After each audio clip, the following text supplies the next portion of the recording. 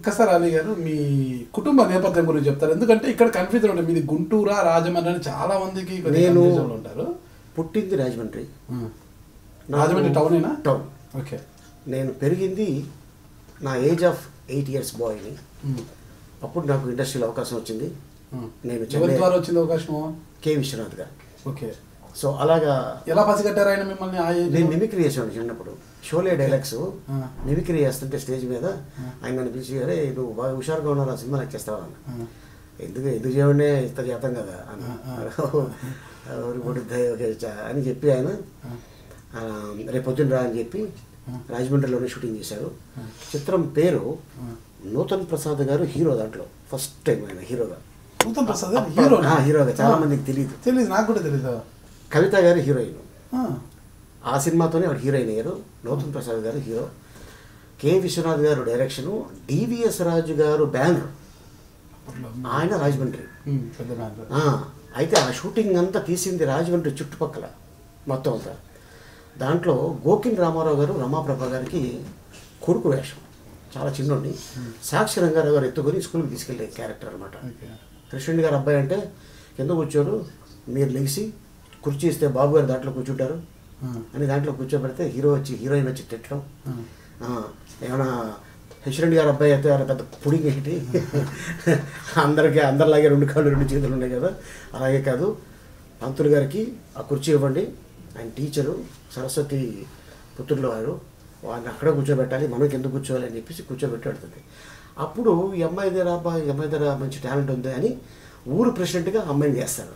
అందుకని president Peramma cinema పేరు. President Peramma. అదే గుర్తు కూడా లేదు మాకు అసలు. మీ మొదటి సినిమా? ఆ సినిమా నాకు మొదటి సినిమా. తర్వాత హునాది రాళ్ళు. ఓకే. తెర మీదకి వచ్చింది సినిమా మీదే? అదేనా? అదే, ప్రెసిడెంట్ పేరమ్మ. తర్వాత దేవుడు మావయ్య.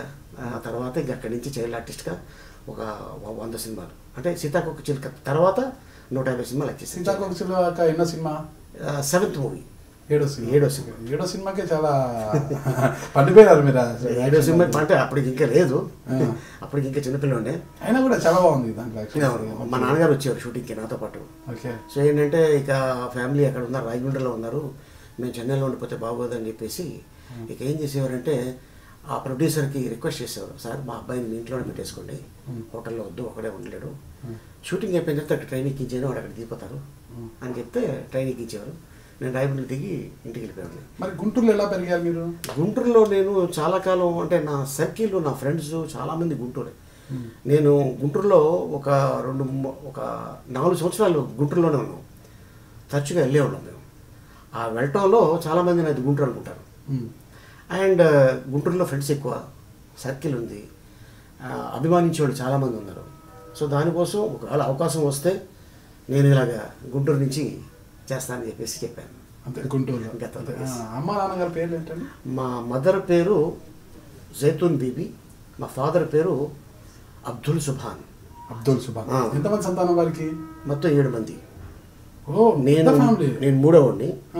నా తర్వాత 4 పుట్టారు. ఓకే. అయితే దాంట్లో ఒక సిస్టర్ చనిపోయింది. సో ఇప్పుడు నవ్ వీఆర్ 5. మేము 5 ఉన్నాం ప్రస్తుతానికి.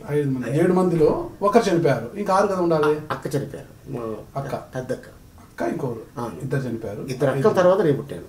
ఓకే. నా తర్వాత 4 పుట్టారు, మొత్తం 7. ఇప్పుడు ఒక అక్క, 2 చెల్లెళ్ళు, ఒక తమ్ముడు. అదే ఖయ్యూమ్. మొహమ్మద్ ఖయ్యూమ్. తను చైల్డ్ ఆర్టిస్ట్గా చేశాడు. మీ ద్వారా అండ్ గుంటూరు అమ్మాయిని పెళ్లి చేసుకున్నాడు. ఓకే. కానీ ఖయ్యూమ్ గారు మీ అంత రాణించలేకపోయారు. అంటే అది రావాలని రూల్ ఏముంది సార్, ఒకళ్ళు అంటే ఇప్పుడు ఈ ఫ్యామిలీలో అందరు హీరోలు అయిపోరు కదా, సో ఎవరో ఒకళ్ళు అవుతారు దాంట్లో. సో అట్టగా తను చైల్డ్ ఆర్టిస్ట్గా చేశాడు, క్యారెక్టర్ ఆర్టిస్ట్గా చేశాడు, హీరోగా చేశాడు, ప్లస్ బిజినెస్ కూడా చేసుకుంటాడు. ఓకే. ఇకపోతే నాన్నగారు ఏం చేసేవారు? టైలర్. మా ఫాదరు రాజమండ్రిలో, అంటే ఈస్ట్ గోదావరిలో కూచిపూడి డ్రెస్సులు కుట్టేవాడు. కూచిపూడి భరతనాట్యం డ్రెస్సులు కుట్టేవాడు. మా ఫాదర్ స్పెషలిస్ట్, ఆ డ్రెస్సులు కుట్టించాడు. సో అట్టగా మా ఫాదరుకి మంచి పేరు వచ్చింది, పలానా భాష బాగా కుడతారు డ్రెస్సులు అని చెప్పి అమెరికా నుంచి కూడా వచ్చి కుట్టించుకుని వెళ్ళేవాడు. కూచిపూడి అమెరికా నుంచి వచ్చి కుట్టించుకుని వెళ్ళాడు. ఓకే. చాలా మంది సో అప్పుడు దాంట్లో గుడ్డ మీరు నేర్చుకోలేదు అప్పుడు నాన్నగారు? మనం వచ్చేసాం కదా, 8 yearsకి వచ్చేసారు కాబట్టి ఇంకా మీరు నేర్చుకోలే చెన్నై యాక్టింగ్. కాకపోతే అప్పుడప్పుడు కాజాలు బత్తాలు అవి కుట్టడం వచ్చంతే. ఇప్పుడు వస్తాయా? చిన్నప్పుడు కయ్యూమ్ గారికి వస్తాయా? అంటే కయ్యూమ్ అంటే నేను హీరోగా ఎదిగే టైంకి కయ్యూమ్కి తను స్కూలు కాలేజు ఆ లైఫ్. ఓకే, నాది ఓన్లీ స్కూల్ వరకే. స్కూల్ వరకే మీరు చదివింది? అంటే కాలేజ్ మొత్తం మీద? 8th స్టాండర్డ్ అంతే. కానీ కాలేజ్కి వెళ్ళాలని చాలా కోరిక ఉండేది. 8th స్టాండర్డ్ అది కూడా బాగుంటుంది, అమ్మాయిలు అందరూ కలరింగ్ అంత ఉండేది. అంటే అలా బ్యాగులు పట్టుకొని సినిమాలు చూసాం కదా, బ్యాగులు పట్టుకొని బైక్ వేసుకొని వెళ్ళాలి అని ఉండేది. బట్ ఏమైపోయిందంటే ఇక ఆల్మోస్ట్ స్కూల్ టైమింగ్కే షూటింగ్ టైం, ఇక ఇంకా మనకి అది అవ్వలేదు, ఇలా చదువు అవ్వలా.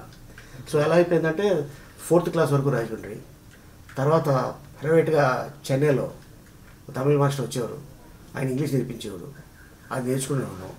ఆయన ఒక హోంవర్క్ ఇచ్చేవాళ్ళు, అది చేసేవాళ్ళం అంతే. 8th క్లాస్ 8th కూడా కాదు, 7th చెప్పాలంటే 7th క్లాస్ వరకు డిస్కంటిన్యూ. 7th పాస్ అయ్యారు లేదా? ప్రైవేట్గా రాసామంతే, జస్ట్ అంటే స్కూల్కి వెళ్ళే టైం లేదు కదండి. చాలామంది చైల్డ్ ఆర్టిస్టులు చూడండి, వాళ్ళకి ఎప్పుడైతే ఒక గ్యాప్ వచ్చిందో ఆ గ్యాప్లో వెళ్ళి ఆ పిల్లలతో మనం కూర్చోలేము, అప్పటికి మనం ఎదిగిపోయి ఉంటాం.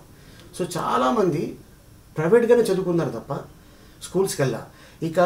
ఇక తప్పదు, ఇక యాక్టింగ్ ఆపు, ఇక నుంచి నీకు స్కూల్ వెళ్ళాలి అనే ఆర్టిస్టులు, చైల్డ్ ఆర్టిస్టులు ఎవరంటే ఒక కమల్ హాసన్ గారు, ఓ శ్రీదేవి గారు, ఓ రోజా రమ్మి గారు, వీళ్ళంతా చైల్డ్ ఆర్టిస్టులు. ఇక మిగతా చాలామంది చైల్డ్ ఆర్టిస్టులకి అంతగా చదువుకోలేదు. కయ్యూమ్ ఎంతవరకు చదువుకున్నారు? కయ్యూమ్ బిఏ దా చదివాడు. పూర్తి చేశాడా? బిఏ పూర్తి చేశాడు. తను స్కూలు, కాన్వెంటు, స్కూలు, కాలేజు తను అన్ని చూశాడు. 8th క్లాస్ చదివారు. గోపిచంద్ సినిమాలు అనుకుంటా మీరు కాలేజ్లో అటెండ్ కాండి, ఇంగ్లీష్ చాలా బాగా మాట్లాడతారు మీరు అసలు. ఇలాంటి పెద్దలతో తిరిగి ఇంగ్లీష్ నేర్చుకున్నా. మాకు ఇంగ్లీష్ నాకు ఎలా వచ్చి ఏదో ఉంది, ఆల్ ప్యాచ్ మిరపకాయ అలీ అలే డోంట్ కాల్ ఆలీ, కాల్ ఆల్ ప్యాచ్లో. అంటే ఆల్ ప్యాచ్లో అంటే ఏం లేదు, మా నాన్న ప్యాచ్లు వేసేవాడు, సో అట్టగా ఆల్ ప్యాచ్లో అని చెప్పేసి ఆ క్యారెక్టర్ని క్రియేట్ చేయాలి. అసలు ఇంగ్లీష్ అదిలి చేశారు. దాన్ని చూస్తే మీరు అసలు ఆక్స్ఫోర్డ్ యూనివర్సిటీలో చదివారేమో అనుకున్నాను, అంత ఇంగ్లీష్ వస్తుంది. నా ఆక్స్ఫోర్డ్ అంటే నా ఇండస్ట్రీ నాకు ఆక్స్ఫోర్డ్ నేర్పించింది అంతే, ఇంకా చాలు. ఎందుకంటే ఒక్క డైరెక్టర్ కాదు కదా, కొన్ని వందల మంది డైరెక్షన్లో యాక్ట్ చేసాం. వాళ్ళు మనకి ఎలా ఉండాలి నేర్పించారు, ఎలా ఉండాలి, ఇలా ఉండాలి, ఈ ఆర్టిస్టులతో ఎలా ఉండాలి, ఈ నిర్మాతతో ఎలా ఉండాలి, ఈ డైరెక్టర్తో ఎలా ఉండాలి అని మాకు నేర్పించారు. నాకు అదే ఆక్స్ఫోర్డ్.